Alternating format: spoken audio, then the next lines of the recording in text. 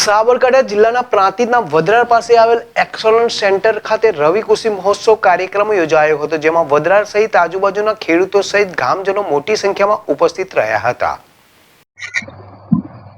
પ્રાંતિજ તાલુકાના વડરાળ પાસે આવેલ એક્સલન્સ સેન્ટર ખાતે જિલ્લા કલેક્ટર ડોક્ટર રતનકુમાર ગઢવી ચારણની અધ્યક્ષતામાં રવિ કૃષિ મહોત્સવ કાર્યક્રમ યોજાયો હતો, જેમાં ગ્રામ્ય વિસ્તારના લોકોને જિલ્લા કે તાલુકા મથક સુધી કોઈ યોજનાની સહાય લેવા માટે જવું ન પડે તે માટે રાજ્ય સરકાર સેવા અને સંવેદનાના અભિગમ સાથે રવિ કૃષિ મહોત્સવ તથા સેવા સેતુ કાર્યક્રમનું 2 દિવસ એટલે કે તારીખ 6/12/2024 તથા 7/12/2024 એમ 2 દિવસનું આયોજન કરેલ છે, જેમાં વિવિધ સેવાઓનો લાભ ખેડૂતો તથા ગ્રામજનોએ લીધો હતો.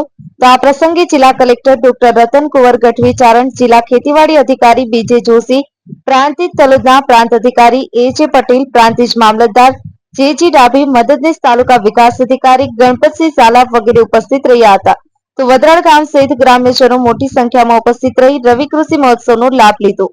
દિલ રાવલ, ZSTV ન્યૂઝ, પ્રાંતિજ.